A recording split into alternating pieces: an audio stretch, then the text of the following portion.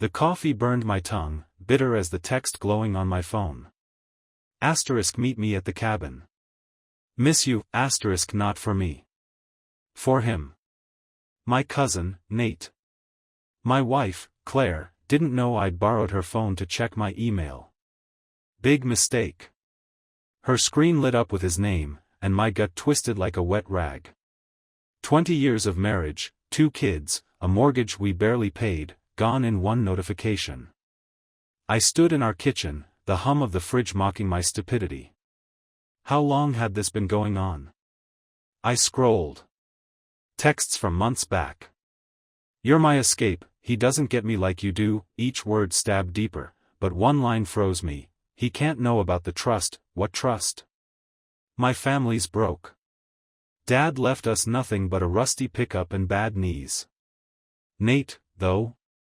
He'd always been the golden boy, charming, slick, the kind who'd sell you a dream and steal your wallet. Claire fell for it. I thought she was smarter. The kids were at soccer, so I poured a whiskey, the cheap kind that tastes like regret. Our suburban house felt like a stage set, fake, hollow. Her lavender perfume lingered on the couch, sweet and sour now. I wanted to scream, but what good would that do? Confront her? She'd lie. Nate would smirk. And this, trust? That was the real kicker. Nate's been cozying up to Mom's side of the family lately, digging into old photo albums, asking about Grandpa's estate. Said it was for genealogy. Yeah, right. I dug through Claire's desk. Found a locked drawer. Subtle, babe.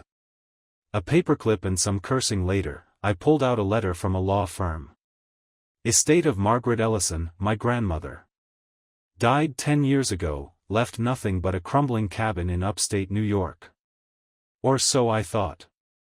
The letter mentioned a trust fund, 6 figures, locked until this year. Claire's name was on it, not mine. Why? I'm blood.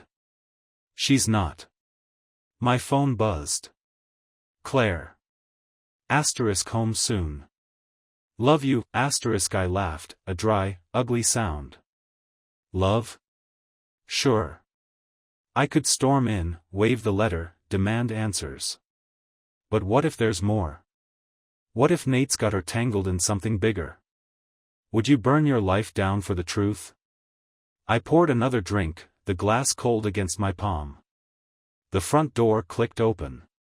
Her heels tapped closer. Time to play dumb. For now. Her smile hit me like a punch I didn't see coming. Hey, hon, Claire said, tossing her keys on the counter. The kitchen light caught her hair, golden, like she hadn't just betrayed me. I gripped the whiskey glass, hiding the letter under a dish towel. Play it cool, man. Don't let her see you're unraveling. Rough day? I asked, voice steady, barely. She sighed, kicked off her heels, and started rambling about her AI-driven marketing job. Algorithms, TikTok campaigns, blah blah. I nodded, but my brain was on that trust fund. 6 figures. Nate's name in her texts. I sipped my drink, the burn grounding me. Saw Nate today, I said, casual, watching her face. Her eyes flickered, quick, but I caught it. Oh. How's he doing? She asked, too smooth, pouring herself wine. Red, like the stain on that letter's envelope. She didn't know I'd found it. Or did she? That locked drawer wasn't exactly Fort Knox. Maybe she wanted me to dig. Maybe this was her twisted way of confessing. I leaned back, the chair creaking under me. He's been asking about Grandma's cabin. Weird, right? Like he's hunting for something. Her hand froze mid-sip. Bingo. Probably just nostalgic, she said, shrugging, but her voice had an edge, like glass about to crack. Nostalgic, my foot. Nate hadn't visited that cabin since we were kids, fishing in the muddy lake, him always catching more. Golden boy, even then. I changed the subject. kept it light. Dinner plans, kid schedules. But my mind churned. That trust fund wasn't just money. It was leverage. Nate's been jobless since his startup tanked last year. AI bubble burst, left him broke. Was he using Claire to get to it? Or was she the mastermind? I didn't want to believe it, but 20 years doesn't make you blind. It makes you see too much. After dinner, she scrolled her phone, oblivious. I slipped upstairs, heart pounding like a bad TikTok beat. Her laptop was open, no password. Rookie move. I found emails from Nate. * meet me at the cabin. We need to talk about the papers, * papers. Plural. The trust was one document. What else was there? I heard her footsteps on the stairs, soft but heavy, like secrets creeping up. Could I forgive her if it's just a fling? Or is this about more than betrayal? I closed the laptop, my reflection staring back in the dark screen. She walked in, smiling. I smiled back. Game on. Her smile lingered, but it felt like a mask now. Claire slid into bed, her lavender scent curling around me like a noose. I lay there, eyes on the ceiling, the fans hum a low drone in the dark. My phone glowed under the covers, Nate's email to her, * meet me at the cabin. We need to talk about the papers, * papers. That word gnawed at me. The trust fund letter was one thing, but what else? I wanted to shake her awake, demand answers. Instead, I played dead, my heart thumping like a bass line in a bad club. Morning came, gray and heavy, like my mood. Claire was up early, humming, packing a bag.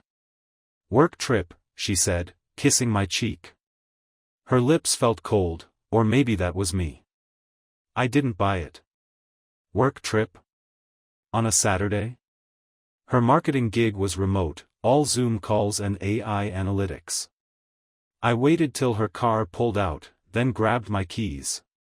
Time to tail her like some low-rent PI. Screw it. I needed to know. The highway stretched north, her red SUV a speck ahead. Upstate New York's trees blurred past, their leaves dull in the drizzle. My knuckles whitened on the wheel. Was she really meeting Nate? At the cabin? My stomach churned, not just from betrayal but from something deeper. That trust fund wasn't adding up. Grandma left nothing but debts and that rotting cabin. So why was Claire's name on it? And why was Nate sniffing around? I pulled off the road, a mile from the cabin. Her car was parked by the lake, Nate's truck beside it. My chest tightened. I crept closer, the mud sucking at my boots, the air thick with pine and damp rot. Through the cabin window, I saw them. Not touching, but close. Too close. Nate held a folder, gesturing wildly. Claire's face was stone, but her hands shook. What were they hiding? Some family secret grandma buried? Or something worse?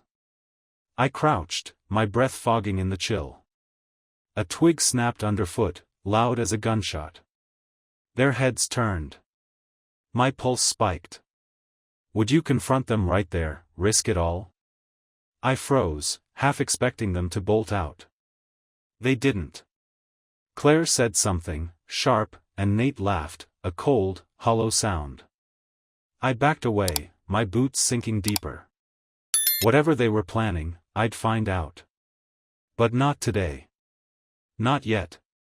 The rain started, cold and sharp, stinging my face as I stumbled back to my car. My boots were caked with mud, each step heavy, like my thoughts. Claire and Nate in that cabin, their voices low, that folder in his hands, it wasn't just a fling. It was a plan. My hands shook as I gripped the wheel, the wipers slapping a rhythm that matched my pulse.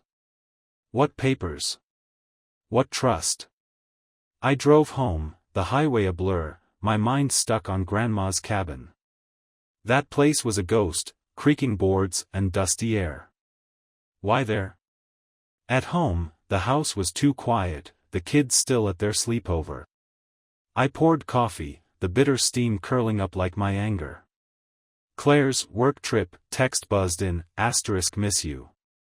Back tomorrow, yeah, right. I opened her laptop again, her email still logged in. A new message from Nate, we need to move fast. He's asking questions, my blood ran cold. Me? Who else was he? My cousin always had a knack for dodging trouble, but this felt bigger. A family secret, maybe. Or a con. I searched Margaret Ellison Trust. Nothing but generic legal junk. Then I found it, an old article, buried deep. Grandma's brother, Uncle Carl, died in the 90s, left a fortune from some shady real estate deals. No heirs. Money vanished. Was that the trust? Did Claire and Nate dig it up? My head spun. Carl was a ghost in our family, barely mentioned, like a stain we scrubbed out. Why was Claire's name tied to it? The doorbell rang, jarring me. Nate stood there, rain-soaked, his grin too wide. Hey, man, just passing through. Liar. His truck wasn't outside. My jaw clenched, but I let him in, the air thick with his cologne, cheap and sharp. Heard you're curious about Grandma's cabin, he said, leaning on the counter like he owned the place. My fists curled. Was he testing me? Taunting me? I played dumb. Just memories, you know. He laughed, but his eyes didn't. He rambled about his new gig, some AI startup, then asked about Claire. Too casual. My coffee went cold in my hands. Could I call him out, risk tipping them off? I smiled, tight, and he left. But on the table, he'd left a pen. Engraved. Ellison Trust. My heart stopped. He wanted me to find it. Why? That pen sat on the counter, glinting like a dare. Ellison Trust. Nate's move was bold, leaving it here, like he wanted me to chase the thread. My fingers traced the engraving, cold and smooth, while my mind raced.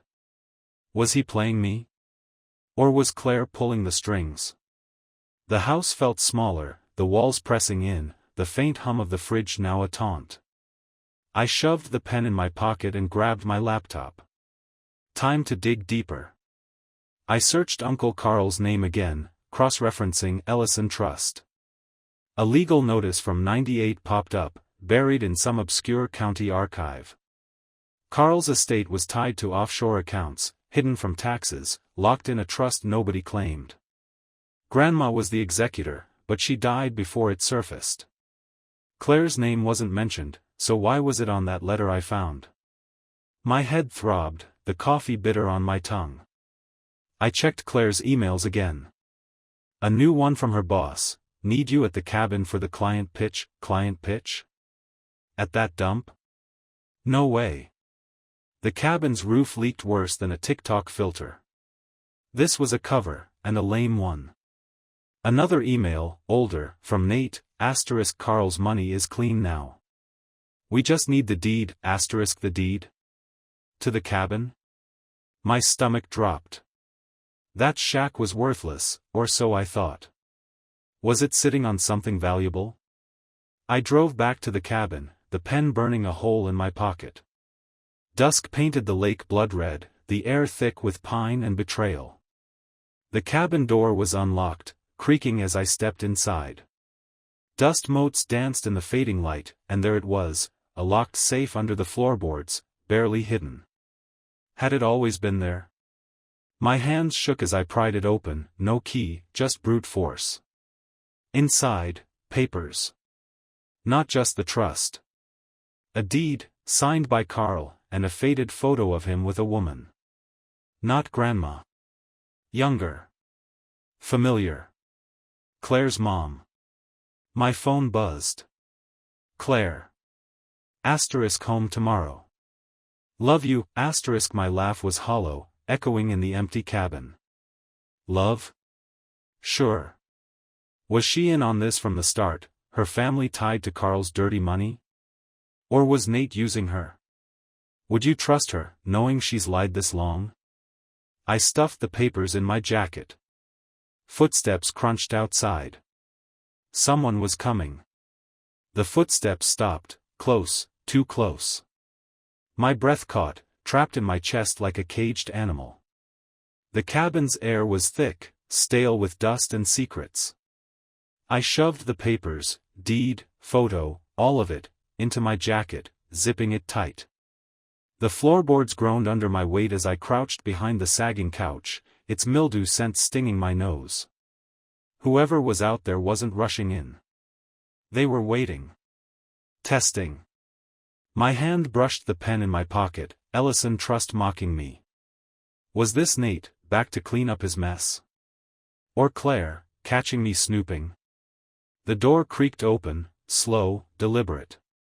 A shadow stretched across the floor, long and lean. Not Claire. Too tall. Nate's voice cut through the silence, low, almost amused. You in here, cousin? My jaw clenched. That smug jerk.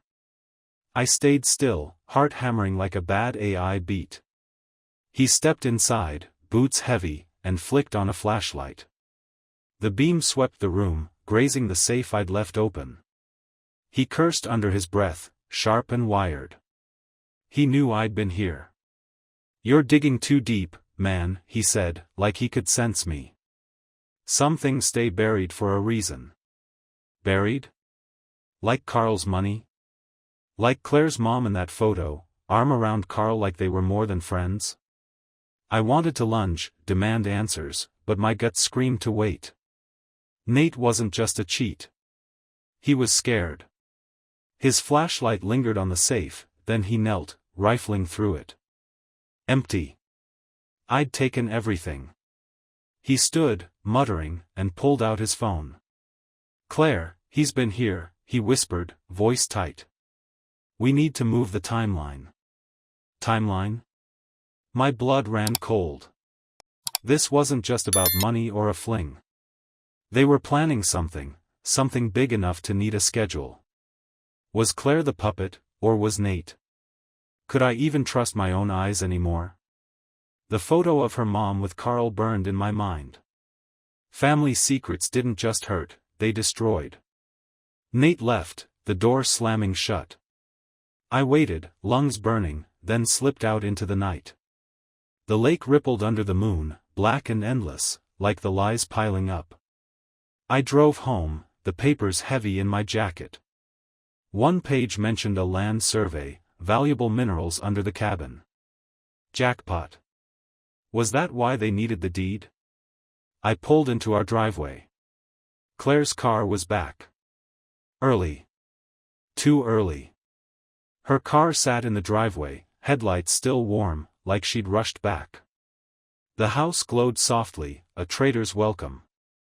My hands gripped the papers, deed, photo, survey, each page a shard of truth slicing through 20 years. Minerals under the cabin? That's what they were after. Not just money, but a fortune buried in dirt. I stepped inside, the air heavy with her lavender scent, now sour, like wilted flowers. Claire was in the kitchen, sipping tea, her eyes flicking up. You're late, she said, soft but sharp. Late? She was the one sneaking around. I slid the papers into a drawer, heart pounding like a TikTok trend gone wrong. Got caught up, I mumbled, watching her.